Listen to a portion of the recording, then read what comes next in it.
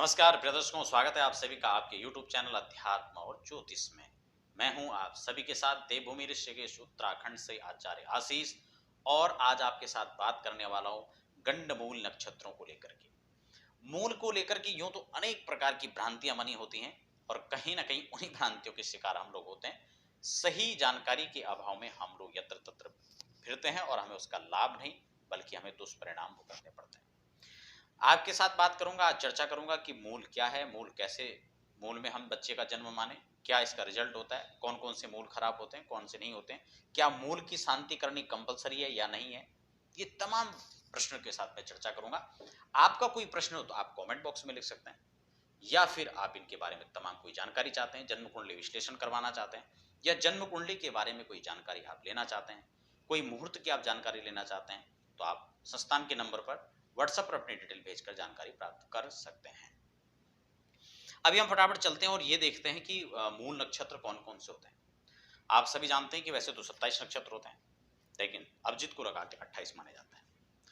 अब हम अगर बात करेंगे 28 नक्षत्रों में कौन कौन से नक्षत्र मूल नक्षत्र कहलाए जाएंगे, तो इसमें रेवती सबसे लास्ट वाला नक्षत्र और अश्विनी सबसे पहले वाला नक्षत्र, दो हो गए। अश्लेषा, मघा, ज्येष्ठा 5 हो गए। और छठा है मूल, वो एक अलग से नक्षत्र है। और वस्तुतः हम होता क्या है कि किसी भी नक्षत्र में जन्म हो, हम लोग कहते हैं मूलों में जन्म हुआ है। ये एक स्वाभाविक और एक पारंपरिक भाषा में जो है हम इस प्रकार से उसको कहते हैं, लेकिन वस्तुतः ये अलग अलग नक्षत्र हैं जिनके मैंने आपको नाम बताए। अब इसमें होता क्या है कि अलग अलग नक्षत्र में जन्म लेने का अलग अलग फल है, और इतना ही नहीं, इसके अलग अलग चरण में जन्म लेने का भी अलग अलग फल है।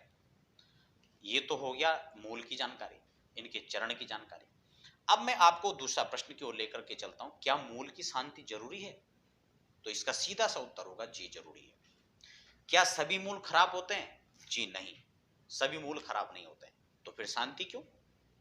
शांति परम आवश्यक है। क्यों? क्योंकि मूल का दोष है और दोष की निवृत्ति के लिए शांति है। आप समझ चुके होंगे। इसलिए हमें शांति तो करनी है, लेकिन जो ज्यादा अनिष्टकारी है उसके लिए हमें उसकी पूजा अलग से करनी होती है। लेकिन मूल शांति का जो प्रोसेस है उसमें माँ और बेटा या बेटी जो भी है जातक, हमें उन दोनों की शांति करनी होती है। अब मैं आपको बता देता हूं, सबसे पहले शांति कैसे करेंगे तो बहुत विस्तार हो जाएगा, उस पर मैं अलग से एक वीडियो बनाऊंगा। आप चाहेंगे तो कमेंट बॉक्स में लिख सकते हैं कौन कौन लोग उसकी जानकारी चाह रहे हैं। मैं उसके लिए निश्चित रूप से विस्तार से वीडियो बनाऊंगा कैसे इसकी पूजा होती है। अभी हम बात करेंगे कि मानो अश्विनी नक्षत्र में जन्म हुआ है, तो बड़ा स्पष्ट है, अश्विनी के प्रथम चरण में यदि जन्म होता है तो पिता के लिए अनिष्टकारी है। इसमें एक बात मैं और जोड़ देना चाहता हूं, यदि इसकी शांति कब करानी होगी। कई लोग क्या करते हैं, 30 साल का, 35 साल का, 50 साल का हो गया, लोग कहते हैं हाँ जी मूल की शांति करवा लो, और करवा भी लेते हैं बहुत सारे लोग। तो ये बड़ा हास्यास्पद है। मूल की शांति बच्चे के जन्म से 27 दिन के अंदर करना होता है, स्पष्ट है। और 27 दिन के अंदर ना हो सके क्योंकि उसी नक्षत्र में होता है, तो फिर 27वें महीने में, या फिर जब जो है वो जन्मदिन के आसपास वो नक्षत्र आता है उस समय उसका पूजा का विधान बनता है। तो यदि प्रथम चरण में अश्विनी की जन्म होता है तो पिता के लिए अशुभ होता है। द्वितीय चरण में होगा तो धन के लिए, धन ऐश्वर्यवान। अगर तृतीय में होगा तो मंत्री पद की प्राप्ति होती है, यानी बीच के दोनों अच्छे हैं। और चौथे चरण में होगा तो राज्य सम्मान, तो बहुत अच्छी बात है अश्विनी में। अगर अश्लेषा में होता है तो शांति से शुभ, ठीक है। द्वितीय में होता है तो धन ऐश्वर्य की हानि होती है, यहां पर हानि है।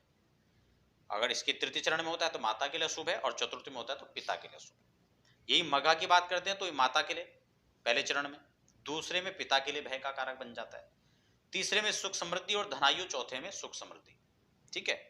अगर हम ज्येष्ठा की बात करते हैं तो ज्येष्ठा में स्थिति क्या रहेगी, ज्येष्ठ भ्राता के लिए खराब रहेगा, द्वितीय में लघु माता भ्राता के लिए, तीसरे में जननी के लिए, और उसके बाद चौथे में होगा तो स्वयं के लिए। अगर मूल नक्षत्र में प्रॉपर मूल में जन्म होता है तो मूल का क्या रहेगा, अगर मूल के प्रथम चरण में होता है तो पिता के लिए खराब माना जाएगा। अगर वहीं द्वितीय चरण में होता है तो जननी के लिए नेस्ट, समझ रहे हैं।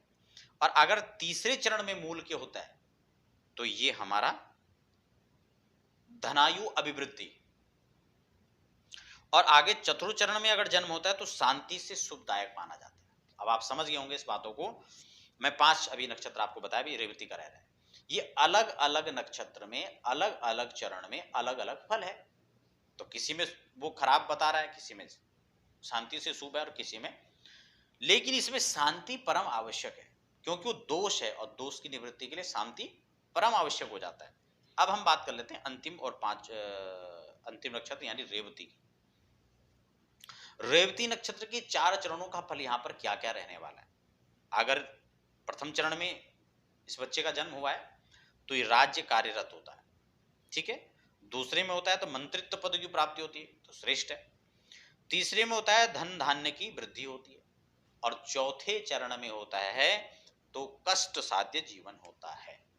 ये रेवती का चतुर्चरण है। देवी भागवत की कथा आती है, उसमें रेवती में जन्म की कथा वहां पर आती है, रेवती नक्षत्र में।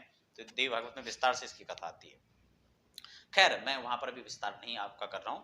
मैं आपको ये बता रहा हूं कि इन नक्षत्रों में भिन्न भिन्न चरणों में भिन्न भिन्न इसके परिणाम होते हैं। इससे हमें घबराने की आवश्यकता नहीं है।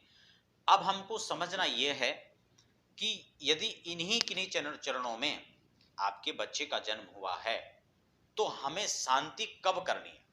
जैसे मैंने आपको बता दिया कि अगर हम चाहें तो इसको 27 दिन के अंदर कर सकते हैं। वैसे इसका विधान क्या है मैं आपको ये बता देता हूं, ये समझना आपके लिए जरूरी भी है। क्योंकि कुछ लोग क्या करते हैं, इसीलिए आपने देखा होगा आजकल के समय में तो व्यवस्थाएं कुछ अलग हैं। कई बार बच्चे का जन्म हो जाता है। कुछ लोग तो जन्मकालिक समय में भी हमें बहुत सारे कमेंट में भी कई बार आते हैं और पर्सनल कॉल भी आती हैं कि सर हमें जब बच्चे का जन्म हो तो जब ऑपरेशन की बारी आती है तो डॉक्टर कहते हैं हाँ जी किस समय, तो हम आप अच्छा सा कोई लगन बता दो। यार प्रकृति पर जो चीजें हैं उसको आप अपने हाथों पर क्यों लेते हो। तो वो बिल्कुल अनावश्यक है, गलत है। अगर आप भी ऐसा सोचते हैं या आपके मन में ऐसे ख्याल आते हैं तो ये गलत है, इसको आप छोड़ दें। हमें ध्यान इस बात पर देना है कि यदि हमें मूल में बच्चे का जन्म हुआ है, पहले तो बच्चे का जैसे ही जन्म होता है आप अपने किसी ब्राह्मण से जो भी आपके संपर्क में रहते हैं आप उनसे पूछिए, उनसे जानकारी लीजिए। और आपको विश्वसनीय ऐसा नहीं लगता है तो आप अपने विश्वसनीय संस्थान अध्यात्म और ज्योतिष के नंबरों पर भी संपर्क करके जानकारी प्राप्त कर सकते हैं या वीडियो में कमेंट में लिख सकते हैं। तो बच्चे का जन्म होता है तो आपको सबसे पहले जान लेना है कि क्या मूल में तो नहीं हुआ है। अगर मूल में हुआ है तो मूल शांति 27 दिन के अंदर करें। उसी नक्षत्रों को जब घूम के आता है उसी समय उसका मुहूर्त निकलता है, उसी समय उसकी पूजा होती है। तो ये इसका श्रेष्ठ नियम। अगर ऐसा संभव नहीं हो पाया तो दूसरा उसका नियम जैसे मैंने बताया कि फिर जन्मदिन आने पर, क्योंकि यही नक्षत्र घूम के हर महीने में आता है, तब आप कर सकते हैं, या फिर आप 27वें महीने में कर सकते हैं। तो ये मूल की शांति का विधान यानी शांति कब करना है, मूल की भ्रांतियों पर, इन तमाम विषयों पर हमने चर्चा की। तो आप में से यदि आपका कोई प्रश्न है तो आप कमेंट में लिख सकते हैं। और हाँ, यदि आप जन्म कुंडली का विश्लेषण करवाना चाहते हैं, जन्म कुंडली के बारे में जानना चाहते हैं, आप अपने बारे में जानना चाहते हैं कि आप मूल में हैं, तो आप स्वयं भी देख सकते हैं। और अपॉइंटमेंट लेकर के आप संस्थान के नंबरों पर भी जन्म कुंडली का विश्लेषण करवा सकते हैं। आप सभी दर्शक हमारे साथ बने रहें, देखते रहें अध्यात्म और ज्योतिष। आप सभी का धन्यवाद।